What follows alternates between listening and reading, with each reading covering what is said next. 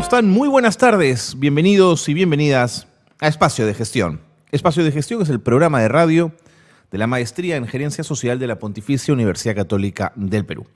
Gracias por estar con nosotros en este programa que lleva ya 7 años al aire, que llevamos comentando los temas que tienen que ver con desarrollo, con lo social, y hoy vamos a hablar de infancia, que es un tema medular, no es un tema menor. A veces las renuncias, los líos en el Congreso, la agenda de los medios nos hace ver otras cosas, pero lo medular es la infancia.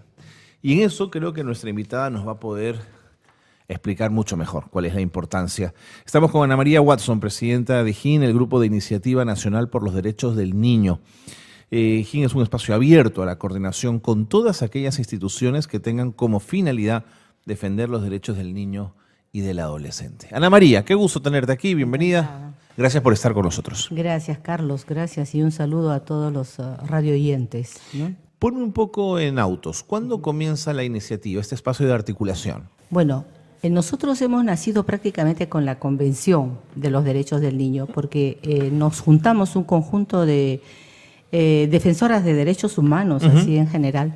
¿De qué año me estás hablando? Te estoy hablando del año 89. Ya. ¿No? Entonces, el año 89, la Coordinadora Nacional de Derechos Humanos convoca un conjunto de instituciones que puedan estar interesadas en trabajar el tema de impulsar la firma de la convención, porque ese año justamente se estaba lanzando a la firma.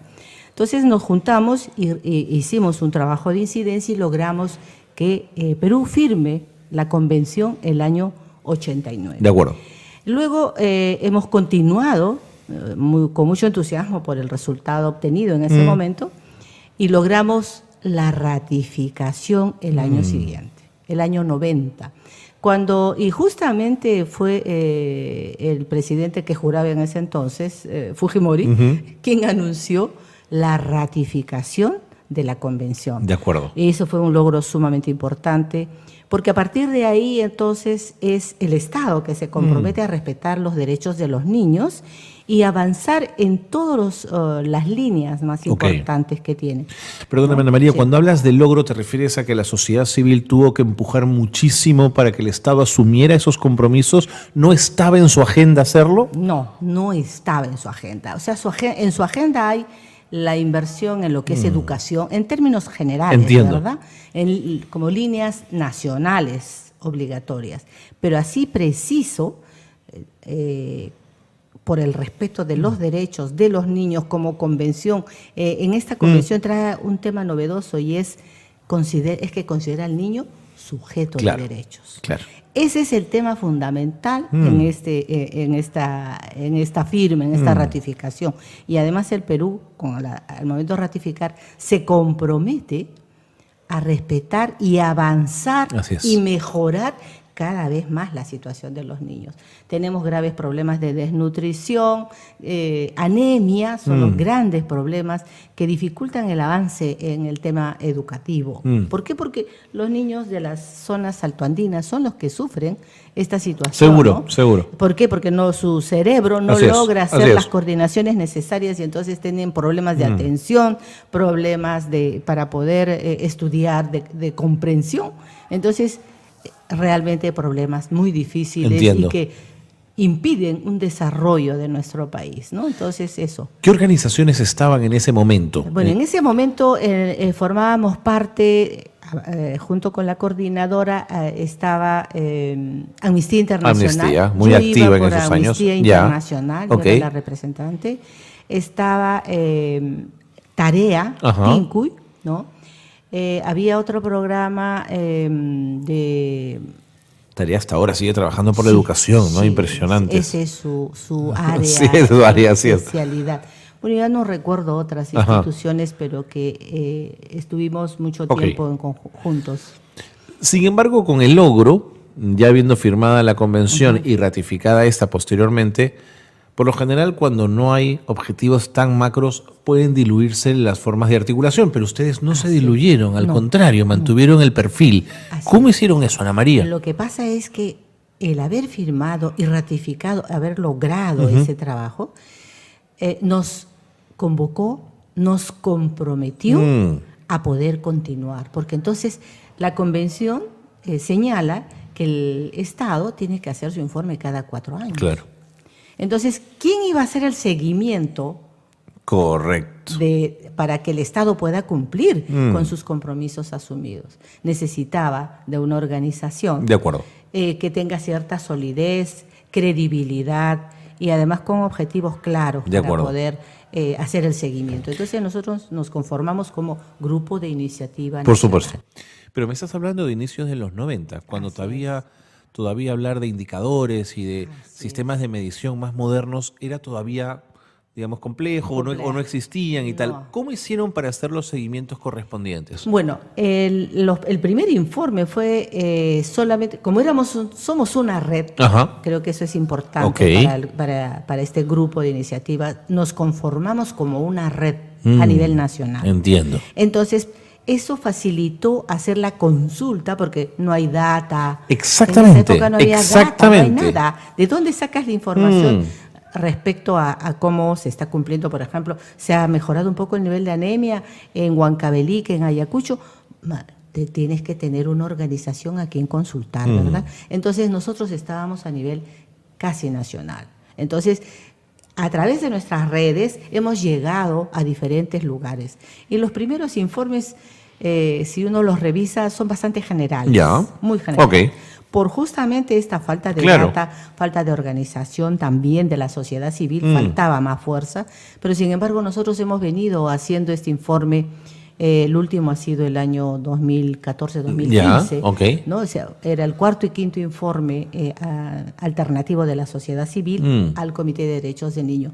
Ya el Estado se comprometió a un Plan Nacional de Acción por la Infancia, por supuesto, que va desde el 2012 al 2021, con metas emblemáticas, con indicadores, exactamente, ¿no? Que realmente te dan la pauta de cómo se está avanzando. Entonces ahí podemos nosotros decir, pues, que, por ejemplo, el año 2015 hubo inversión y mejoró la situación en anemia y desnutrición en las zonas estas altoandinas que realmente su nivel es bastante... Como está la pobreza dura, además, así es. Claro, 40% de desnutrición, de anemia, ¿no? 45%. Entonces, tú quedas realmente impactado, así es, golpeada, lo entiendo, por esas cifras, ¿no? Claro.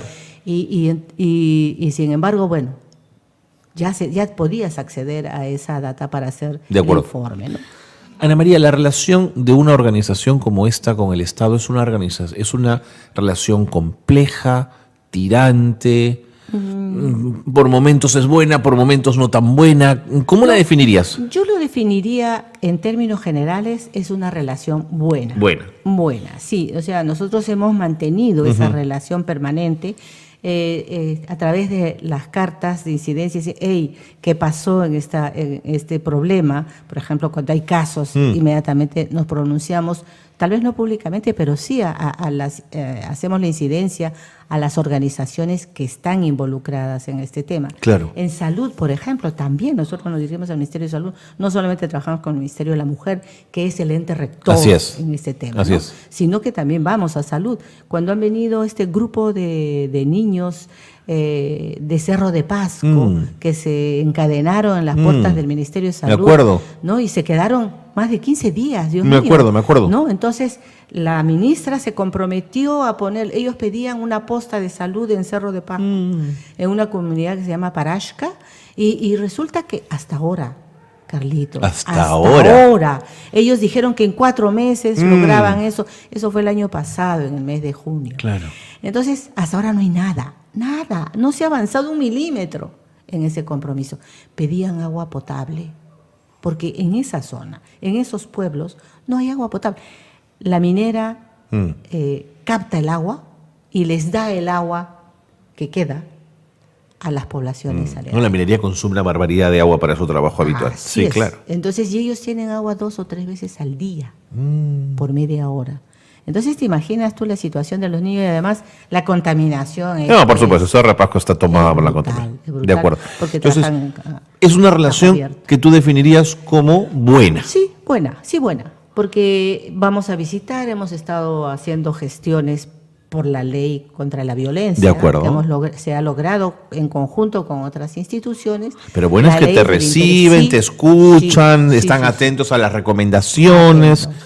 Sí, hay muy buena relación con el Ministerio de la Mujer, Ministerio de Salud, o sea, nos presentamos como grupo. No nos dan tan fácilmente la entrevista. Salud no nos da hasta ahora la entrevista desde el año pasado. Bueno. Porque estamos ahí insistiendo. Claro, eso te digo. El tema lo amerita y ahora además hay unas cifras terribles en el tema de tuberculosis, ¿no?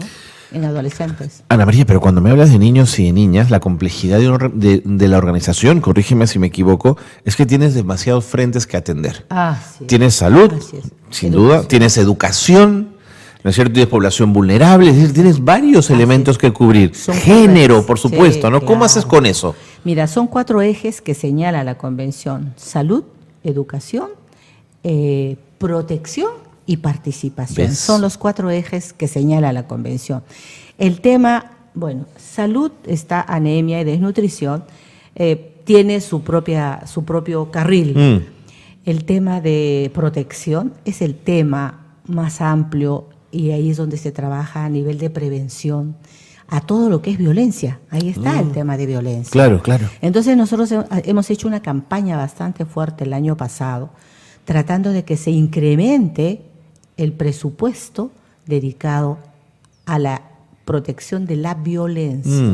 No a los efectos, porque ya cuando los efectos están hechos, o sea, hay que curar a esa niña, a esa mujer, etcétera. No, hay que trabajar a nivel preventivo, porque entonces el país ahorra. Por todos lados. Por todos lados. No, y ganas con la salud mental de esa niña, digamos, ¿no? Ese tema, Carlos, que tú acabas de señalar, es una preocupación permanente, porque cuando hay violencia física, cuando hay violencia sexual, violencia en el trabajo laboral, porque hay esclavitud laboral en muchos lugares, entonces, ¿qué pasa con esos niños?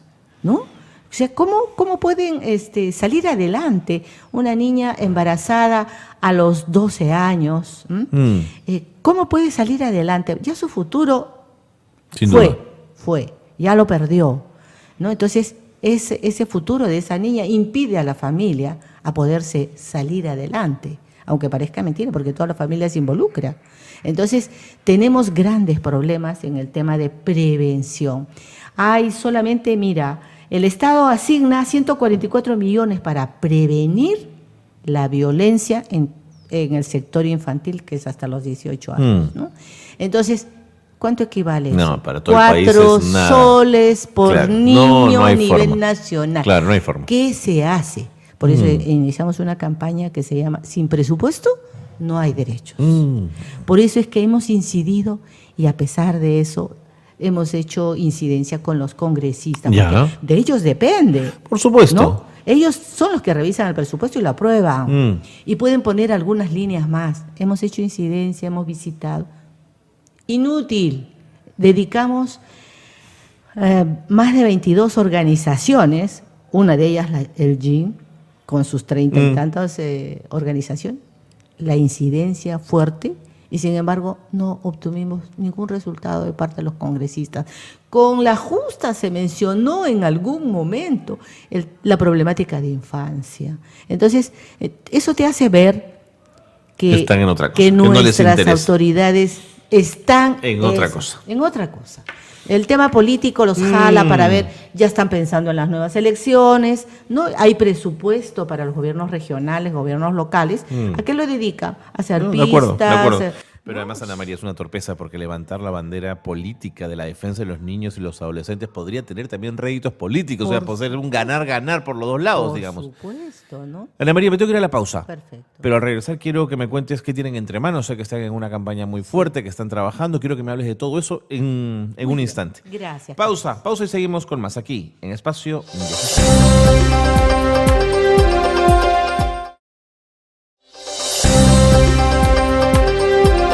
Qué bueno que se han quedado con nosotros en Espacio de Gestión porque nos acompaña Ana María Watson, presidenta de GIN. Yo le digo GIN, ella le dice GIN, que es el Grupo de Iniciativa Nacional por los Derechos del Niño.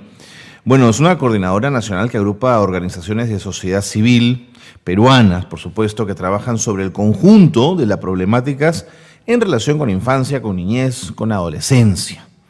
Trabajan, por ejemplo, con niños en situación de riesgo de calle, salud, violencia familiar, trata de personas, explotación sexual, en fin, multidimensional, porque la infancia es eso, pues. La infancia es eso. Ana María, están en una campaña muy fuerte, cuéntame. Sí, bueno, el tema es para nosotros claro, básico, importante el tema de violencia. El tema de violencia afecta de una manera inusitada a los niños, ¿no? Entonces, los efectos que se tienen posteriormente son muy graves. Y además, como tú mencionabas hace un momento, era el tema de no hay un tratamiento para estos asuntos. No se considera que son importantes a una niña que ha sido violentada poderla tratar, ¿no? Entonces, y además, si hace la denuncia, el proceso judicial que uno podría hacer para evitar, para impedir la impunidad. Yo creo que uno de los elementos fundamentales es debemos de contribuir a que la impunidad no se dé.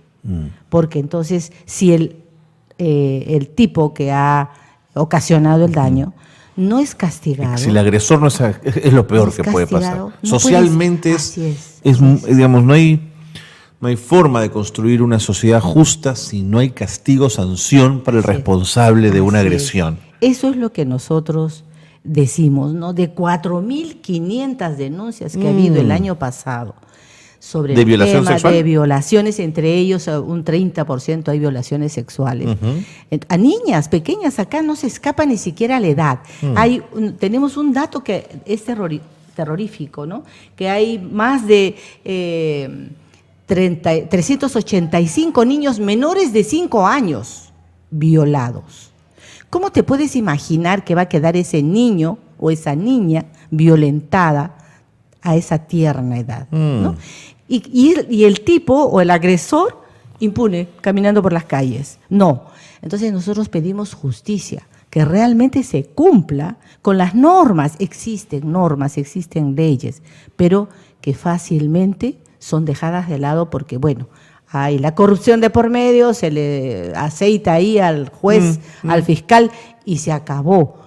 De la cárcel salen impunes, no hay, ni siquiera hay una lista de agresores. No, una de las cosas que hemos pedido es que por favor a estos agresores se les tenga en una lista y se corra a nivel nacional para que no puedan ser, por ejemplo, darle una especie de muerte civil a esta gente. Te entiendo. Muerte civil, ¿por qué? Porque esta gente, muchos de ellos profesores, violan a las niñas. Cuidado con eso, ¿eh? Así es, violan a sus alumnas. ¿Y qué pasa? El proceso administrativo que se sigue al interior del ministerio es tan grande y tan burocrático que muchas veces este agresor regresa a trabajar en el mismo colegio. No te creo. Delante de la niña agredida. En el mismo colegio. ¿Qué le está demostrando a las niñas? Que lo que ha hecho no es importante. Así es. Que lo que ha hecho no es grave.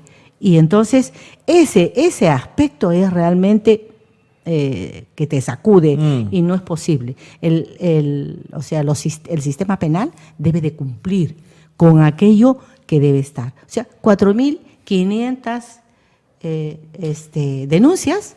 ¿Y cuántos procesos se ha llevado adelante? ¿Cuánta gente está en la cárcel? ¿Cuántos? Ni siquiera el 2%. No es posible. Entonces, en trata, por ejemplo, hay grupos que están vinculados al tema de trata, que son los que se llevan a las niñas de las comunidades nativas, se las lleva. ¿Y por dónde pasó? Disculpen. ¿Ah? No ha pasado por ningún control terrestre. En bus, por lo menos abrieron claro, por supuesto. ¿No? Ha pasado, por supuesto, pero ahí han pagado. Ana María, ¿es corrupción? Yo algunas veces he pensado que es desidia o desinterés, ¿sabes? También. O sea, sin dejar de lado la corrupción, por supuesto. También, va junto. O sea, va junto.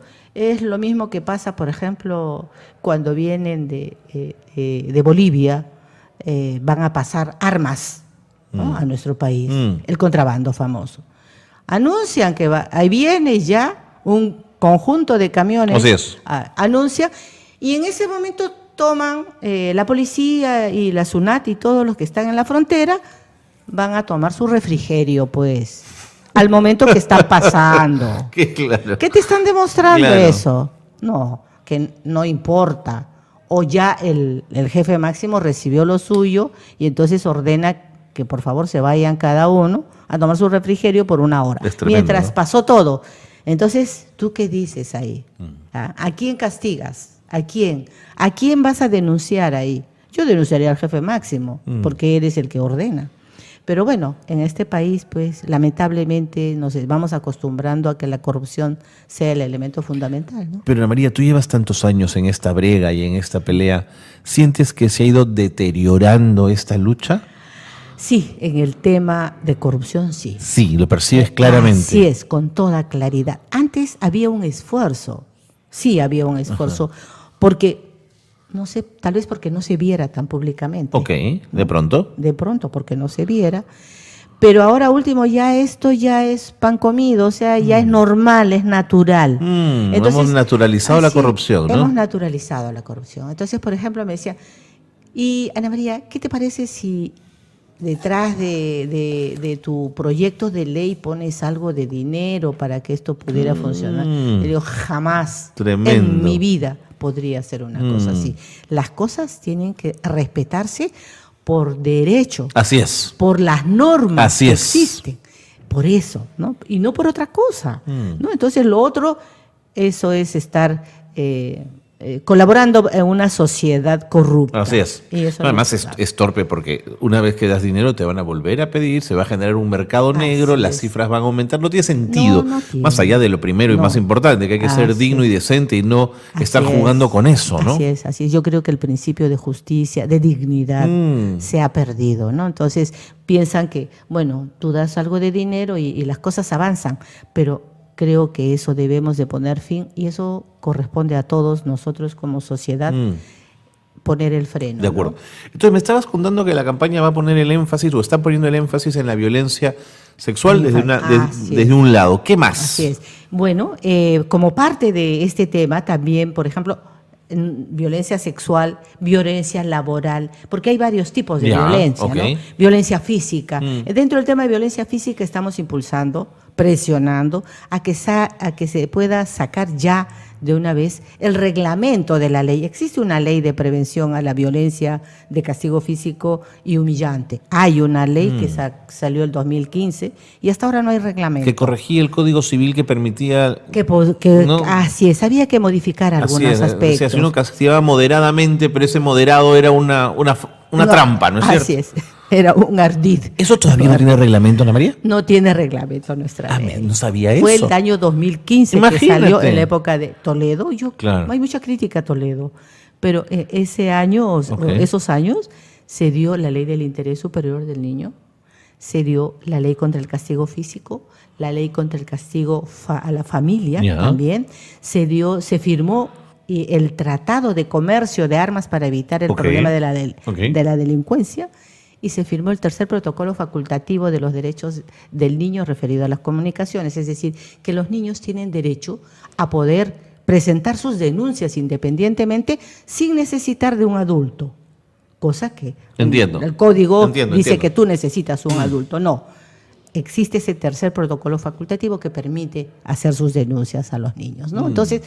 se dieron un montón una de ley sin instrumentos. reglamento es una declaración de principios, no es nada más que eso, ¿no? Así es, el tema presupuestal. Dentro de esto está el tema presupuestal. Entonces, ¿por qué? Porque hay que trabajarlo, o sea, se pidió opinión, o sea, hemos tenido una reunión hace un mes en esta gestión última.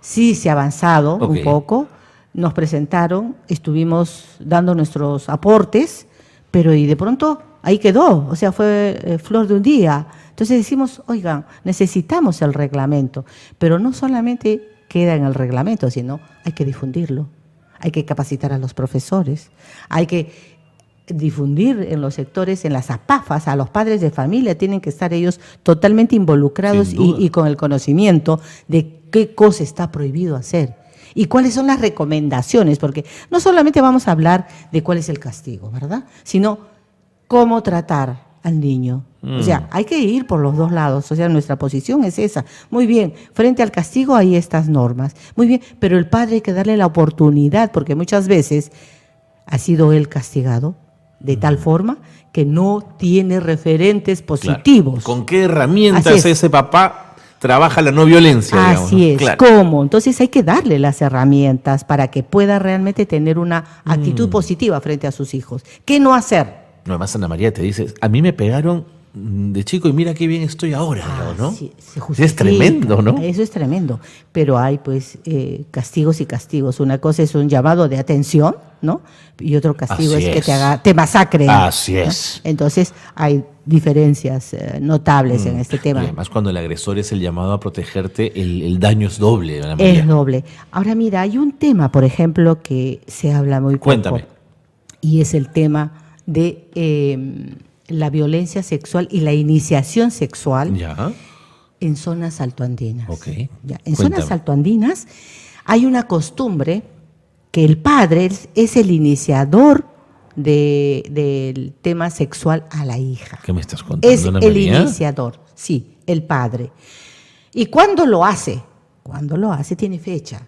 El Viernes Santo. Estamos cerca a la Semana Santa. Como para estar atentos. Como para estar atentos, ¿no? Y eso salió, tú sabes, nosotros para hacer el informe alternativo de la sociedad civil al Comité de Derechos del Niño, hemos hecho visitas y reuniones de niños, organizaciones en Cusco, en Iquitos, en Lambayeque, en diferentes lugares. Muy bien. A mí me tocó ir al Cusco.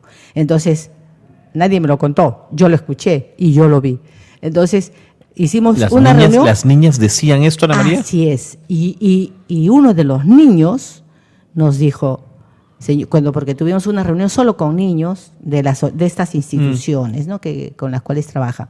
Uno de los niños dijo, señorita, ¿qué podemos hacer para evitar que nos violen y que sean nuestros padres los que nos inicien sexualmente? Tremendo. El Viernes Santo. ¿Y por qué Viernes Santo? Porque ese día se perdonan todos los pecados. Entonces, yo dije, no puede ser. Si usted viene en el mes de julio... Es tremendo lo que estás contando, Ana María. Es tremendo. Y eso pocas veces es escuchado. Así es. No es tomado. No es tomado. No es tomado. Entonces, yo digo, y si usted viene en el mes de julio, va a haber muchas niñas embarazadas que ya perdieron el futuro. Claro. ¿No? Ya se toma...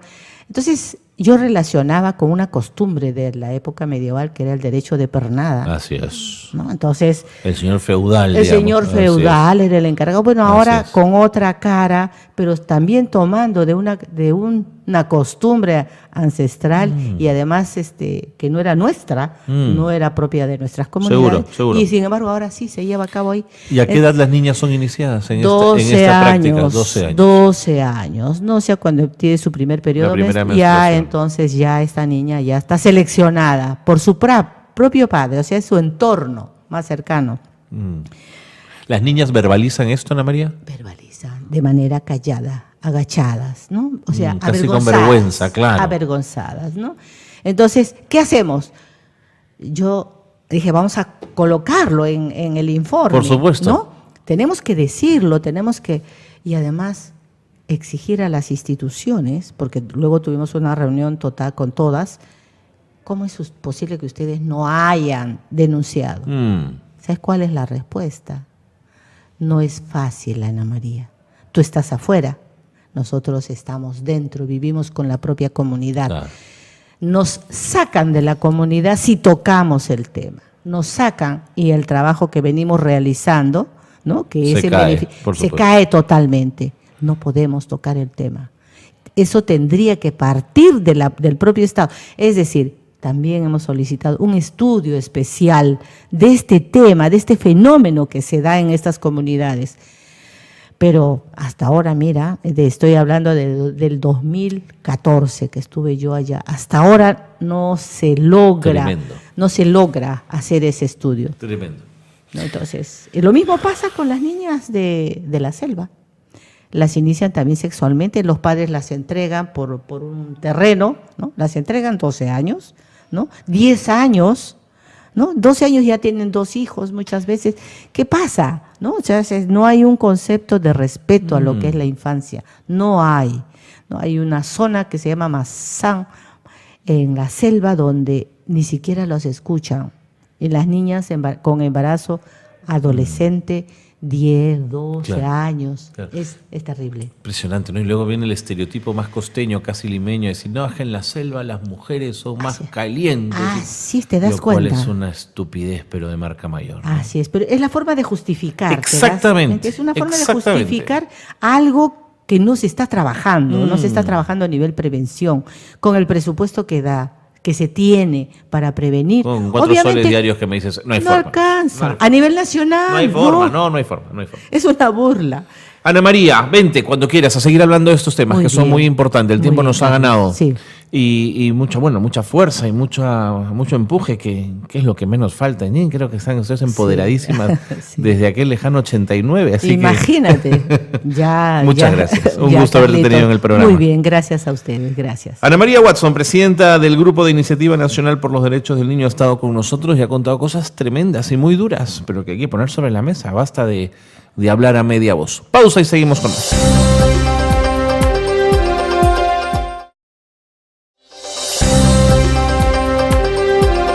Muy bien, continuando con Espacio de Gestión, el programa de radio de la Maestría en Gerencia Social de la Pontificia Universidad Católica del Perú. Siempre nos gusta invitar al programa que vengan a contarnos de experiencias que tengan que ver con desarrollo, que tengan que ver con colectivos, con iniciativas. Y eso es lo que hace la Asociación Colectivo Piecitos. Su directora general, Catherine Rodríguez, está con nosotros. Catherine, bienvenida. Hola, ¿qué tal, Carlos? Buenas tardes. Qué gusto conocerte. Gracias por estar con nosotros. Gracias a ustedes por la invitación. Cuéntanos de Piecitos. ¿Qué cosa es? Suena muy tierno. Bueno, Piecitos inició en el 2012 como una iniciativa para implementar proyectos sociales en diferentes espacios. A partir del 2014 ya empezamos a hacerle esto más sostenible, ¿no? Y enfocados en la educación. Brindamos talleres educativos para niños a partir en edad escolar, de 5 a 12 años, en asentamientos humanos, en albergues, dentro de Lima, y hemos hecho algunas también proyectos en provincia. Vamos por partes, porque me has contado muchísimas cosas que quiero ir desmenuzando. Okay.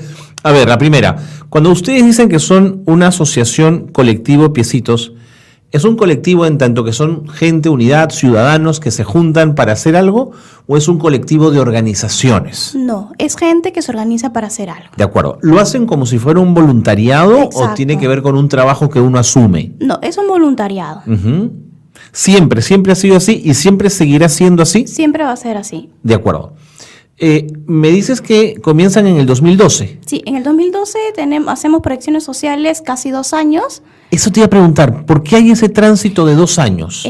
Porque pensamos que no era, o sea, llegamos a la comunidad, estábamos como que una campaña y nos olvidábamos de las personas y sentíamos que eso no era lo que buscábamos como equipo, no queríamos trascender más dentro de la comunidad, como que dejarles algo más, alguna esencia que los ayude a sobresalir, ¿no? Que no se queden básicamente con lo que les damos. De acuerdo.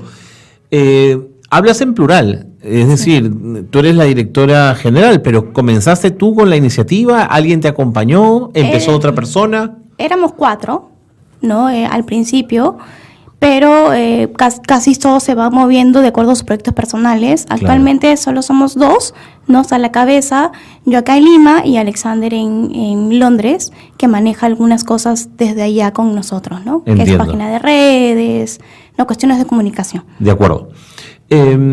¿Por qué pensaron en incidir en educación? ¿Por qué atacar esa arista de la complejidad del problema que es la pobreza en nuestro país? Bueno, yo tengo una experiencia muy fuerte. Cuando tenía 19 años me fui a hacer voluntariado a Pisco, después del terremoto en el 2007. Okay. ¿Tú estabas en la universidad? ¿Tú estudiabas? Yo estaba en la universidad. ¿Ya? ¿Qué estudiabas tú? Arquitectura. Fui para allá, simple como que, bueno, se junta un grupo de gente a una iniciativa y fuimos para allá sin ningún objetivo, no simplemente ayudar, ¿no? Me encontré con una realidad que no era la misma que yo tenía, ¿no? Y básicamente la pobladora que nos comentó nos decía que los niños caminaban mucho tiempo para ir al colegio, ¿no? Y era como que eso me quedó, yo digo, bueno, si hay gente que realmente hace lo imposible por llegar a su escuela. Exacto. ¿Por qué no hacerlo acá y como que incidir en eso y apoyar de alguna forma la educación, ¿no? Hasta ahí lo tengo claro. Ahora, tú dices, vamos a apoyar a la educación, vamos a hacer incidencia en educación, pero la educación, con sus cosas muy buenas y sus cosas muy malas, tiene un sistema, tiene una organización, tiene un sistema de relaciones establecido, hay docentes, hay directores, hay administrativos, hay contratados, hay nombrados y tal. En fin, una estructura que puede gustarnos más o menos. ¿Cómo entra un tercero que desde afuera quiere participar de esto en una estructura que puede ser tan rígida? Bueno, nuestros talleres, más que atacar o igualar al sistema, tratamos de brindarle al niño como que las herramientas para que se desarrolle de acuerdo a sus talentos, ¿no? Okay. Es decir... Es un complemento, dirías tú. Exacto, ¿no? O sea, no es la educación convencional, nosotros no vamos a enseñarles a sumar, a rezar porque eso lo aprenden en el colegio. Okay. Al contrario, vamos a reforzar sus habilidades, ¿no? Con las que vienen del colegio, ¿no? Hacemos incidencia mucho en la lectura, aplicamos diferentes juegos didácticos para que el niño... Sí, de repente por ahí está como que no está muy bien la matemática, darle opciones para que refuerce eso y que de alguna forma no lo vea más como una obligación, sino como un juego y en base a su propio aprendizaje. De acuerdo. ¿Fue fácil entrar? No, fue súper difícil. Ese era mi punto. Es como un tercero, como un que gira alrededor del sol, pero y quiere entrar y no puede. ¿Cómo hicieron ustedes? Bueno, actualmente hacemos los talleres con una organización más, con el apoyo de una organización, en una alianza con Piecitos, ¿no? ¿Con qué organización? Techo Perú. Techo Perú es muy sólida, digamos, exacto, ¿no? Techo Perú nos brinda el espacio, nos brinda el diagnóstico realizado a las comunidades y que arroja una necesidad de educación, ¿no? Y por ende ya nosotros sabemos a dónde llegar, porque como tú comentas, no es difícil que tú convenzas a una persona cuando llega cualquier persona a pintarle pajaritos y al final no cumplen lo que les prometen, ¿no? Exactamente. Nosotros llegamos ya obviamente mapeada la zona, no por techo, y nosotros les damos ya el programa, les explicamos a los papás qué es lo que vamos a hacer con los niños. Las sesiones son 10 sesiones, casi 3 meses, y bueno, y ahí se aplica cada taller, ¿no? De acuerdo. Sigo indagando. ¿Cómo vencieron esa hostilidad inicial? ¿A quién tuvieron que ganarse? ¿Quiénes fueron sus aliados? Digamos, tener un diagnóstico hecho por Techo ya es una gran ventaja, ¿de acuerdo? Pero Techo trabaja mucho, por ejemplo, con líderes comunales, de alguna manera quienes tienen una legitimidad ante el resto de la comunidad. ¿Cómo hicieron ustedes? Bueno, al principio es un ida y vuelta, ¿no?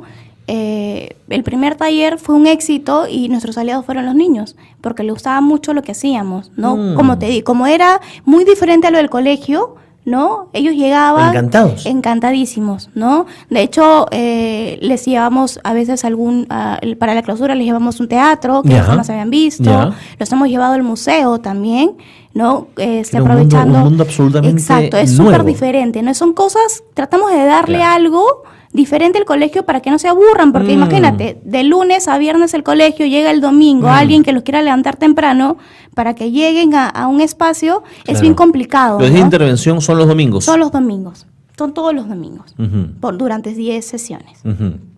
Y entonces, claro, en el sentido común dice, bueno, ¿qué niño no ha visto teatro y qué niño no ha ido a un museo? Pero de pronto es que hay niños que nunca han ido a un teatro y nunca han ido a un museo, ¿no? Sí, es una verdad tan asumida, pero que en nuestro país no es así. Exacto, sí, en verdad el esfuerzo es súper grande, ¿no? Para realizar todas esas actividades, pero las vemos reflejadas en los resultados, ¿no? Porque hasta el momento tenemos más de 1.000 niños a partir del 2014 que iniciamos con esta aventura.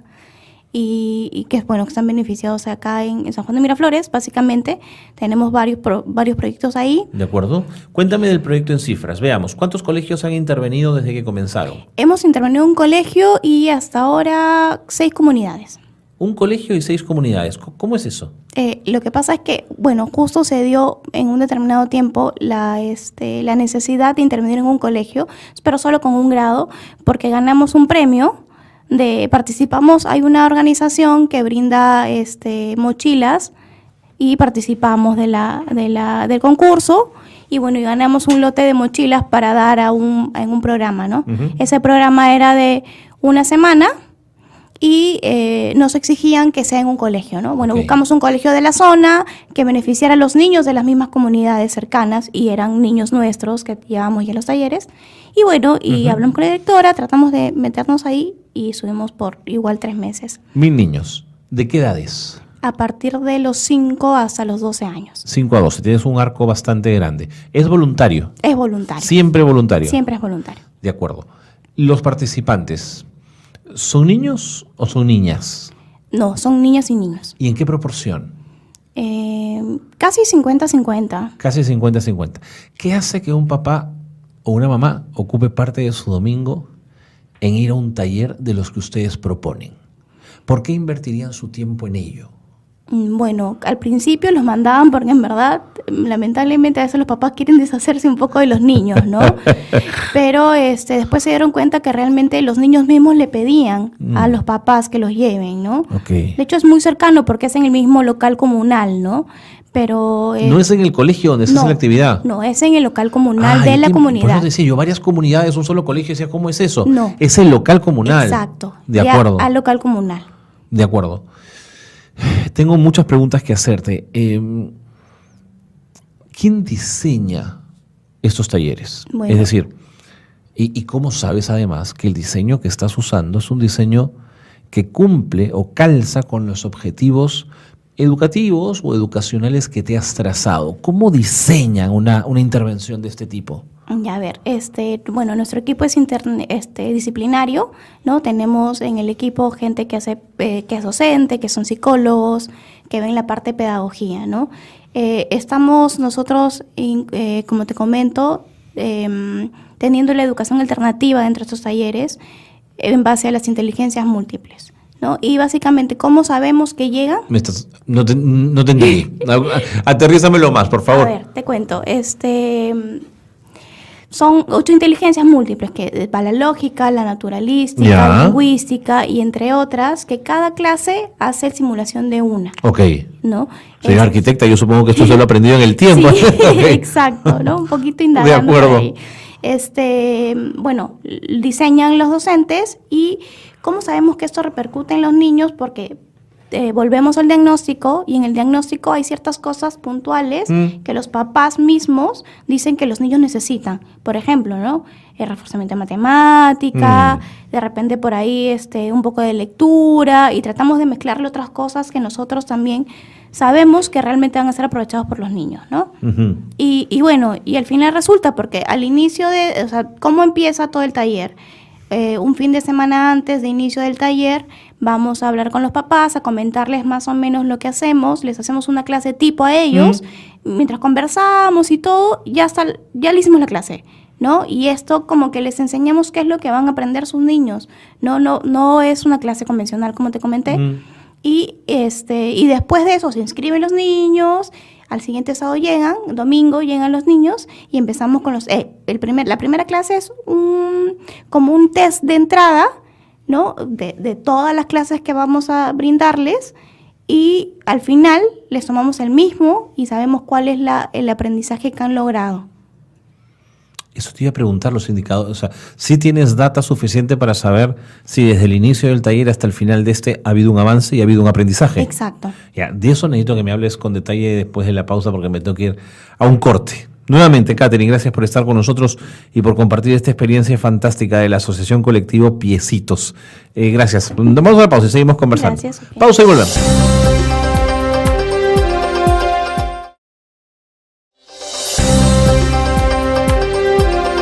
Seguimos en Espacio de Gestión. Qué bueno que se han quedado con nosotros porque estamos con Katherine Rodríguez. Ella es directora general de la Asociación Colectivo Piecitos y es una emprendedora permanente, digamos. Tiene entre manos un proyecto lleno de voluntarios, de gente que quiere colaborar y que está ligado al mundo de la educación. Y Katherine, te preguntaba antes de irnos a la pausa, por la forma, ¿cómo mides el impacto que tiene tu proyecto en los chicos a los que llegas? Digamos, un buen indicador es la cantidad de chicos con los que has trabajado, pero Pero un indicador más fino que te permita leer o entender que lo hecho ha sido beneficioso, ha dado resultados, ¿cuál sería? Bueno, como te comentaba anteriormente, hacemos un test inicial de todas las sesiones que se van durante el taller, y básicamente era un tema de, no sé, pues, ¿no? Si incidimos en un valor, ¿no?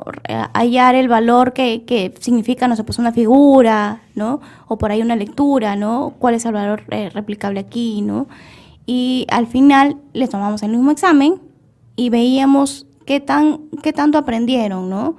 De hecho, es un poco complicado también medirlo cualitativamente, pero al final como que tratamos de reforzar ese valor que no fue adquirido, aprendido durante todas las clases, ¿no? Si de repente la primera clase le enseñamos el respeto, no sé, pues por ahí la segunda clase a un niño no cumple eso o no lo ha calado, tratamos de alguna forma intuirlo y llevarlo al camino de ello, ¿no?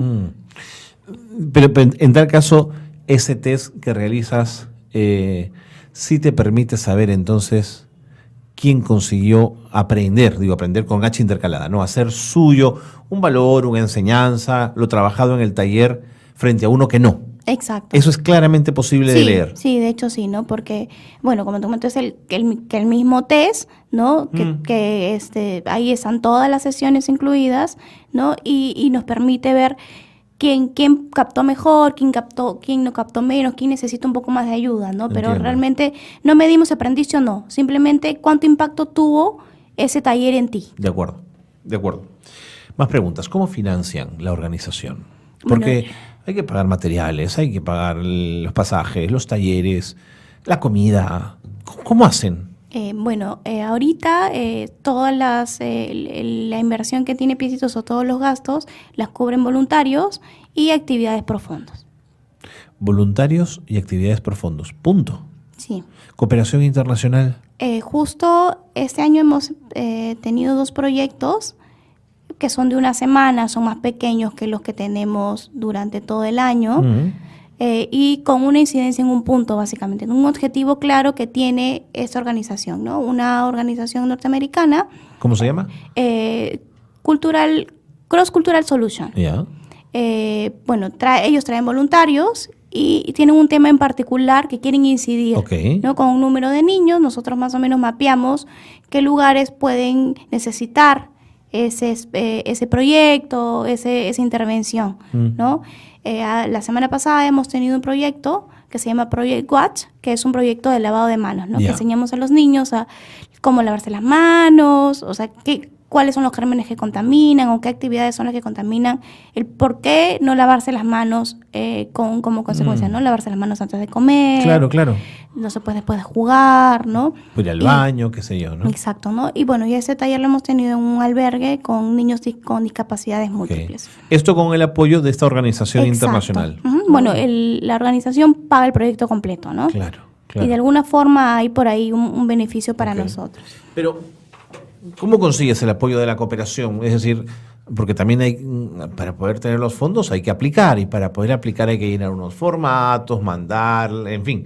¿Cómo hacen ustedes? Bueno, esta oportunidad se nos dio mágicamente. Yo ¿Cómo creo mágicamente? Que ¿Sí? ¿Vinieron de fuera? Básicamente me llegó un mail preguntándome si quería ver la forma de ayudarlos a ellos a conseguir un objetivo, ¿no? Y bueno, ¿cómo nos contactaron? Por redes, ¿no? ¿No te generó desconfianza? ¿Qué tipo de organizaciones, qué valores querrá instalar? Y si no calzamos en los objetivos. Claro, obviamente al principio te llegó un mail, ¿no? Primero tuvimos una reunión, les dijimos qué es lo que hacíamos, cuál era el objetivo, qué ellos buscaban en nosotros, ¿no? Porque puede llegar alguien y decirte, sí, esto ya, y obviamente perjudican ciertas cosas, ¿no? O te conviertes en un caballo de Troya, gente que entra a través tuyo a colocar ideas muy nocivas, ¿no? Exacto, ¿no? Pero hay un respaldo de por medio, ¿no? Obviamente tú haces una investigación previa de esta organización, claro. Ves exactamente qué es lo que tienen, o sea, qué experiencia tienen respecto a eso, ¿no? Y ellos han financiado proyectos. Sí. De hecho, trabajan no solo acá en Perú, trabajan en Costa Rica, en África, en Guatemala. Catherine, ¿Piecitos tiene algún sesgo religioso? ¿Solamente algunas personas de determinada fe pueden ser voluntarios? ¿No? ¿Cómo es esa parte? No, de hecho, tratamos de incentivar la igualdad, ¿no? Y no tenemos ningún tipo de religión ni impedimento para que tú integres. O sea, no es un proyecto, digamos, religioso, que tiene un trasfondo religioso. No es. Definitivamente no. De hecho, también cuando ha habido casos que por ahí de repente ha llegado alguien con ciertas cosas, simplemente le hemos puesto en claro de que no, pues no, que realmente no queremos chocar porque ya es ir más allá de lo que queremos hacer. Entiendo. Somos un equipo que quiere un bien común, y en este caso los niños, ¿no? De repente apostar por una calidad educativa para que mejore el servicio, la educación pública que tienen los niños que realmente incidimos. ¿Qué te han dicho los profesores? ¿Qué te han dicho el director de la escuela en general de esta experiencia? ¿Se han aproximado a ustedes? ¿Les han dicho, mira, yo siento que los chicos están yendo bien, esta experiencia es positiva? ¿O no ha habido ninguna aproximación por parte de la escuela? De hecho, sí, más de los profesores, ¿no?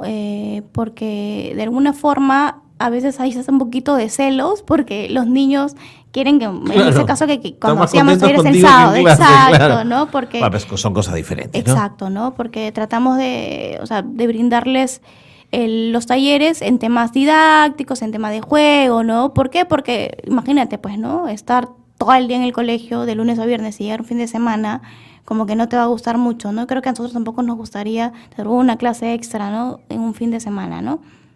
Claro. ¿Y los papás ya han entendido la dinámica? ¿Están contentos con esta? ¿O al principio podía haber algunas tensiones? No, al principio de hecho sí. Yo creo que cada emprendimiento, cada idea, siempre hay algo de desconfianza, ¿no?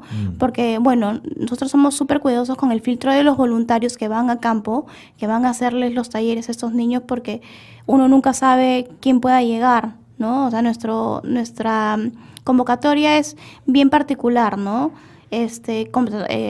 Pasan una capacitación los chicos y llenan una ficha y bueno, de acuerdo a eso nosotros los escogemos. Okay. No todos pasan, no todos los que llegan a la capacitación pasan el filtro. Entiendo. ¿Y no es muy duro decirle a alguien que quiere ser voluntario que no pasó el filtro? Sí, es complicado, pero eso se lo dejamos a la psicóloga. Porque claro, tú dices, oye, voy con ilusión, esta organización me gusta, y de pronto la organización me dice, mira, tú no estás listo. Sí, es difícil. Sí, es difícil, ¿no? Pero siempre tratamos de darle el sentido de que en verdad son niños con los que trabajamos, ¿no? Y de hecho, al final nosotros la responsabilidad la cargamos nosotros, porque si pasa algo en algún momento, los papás van a levantar la mano hacia nosotros, ¿no? De hecho, al principio hay bastante desconfianza, pero una vez que ven el seguimiento, los mismos niños piden que nosotros vayamos. Incluso tenemos una experiencia que en el 2016 empezamos con esto y nos ausentamos medio año y yo hace poco he ido a mapear la zona de nuevo, a ver qué onda, a ver si podemos regresar.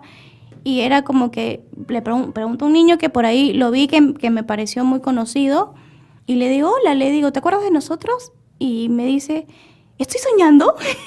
Porque no creía, me dice, ¿van a regresar? No te creo, qué todo lindo. Emocionado, y era una cosa que yo, sí, le vamos a regresar. Y bueno, súper contento, ¿no? Y eso te das cuenta de que realmente sí necesitas. Pues, exacto. El impacto que han tenido, ¿no?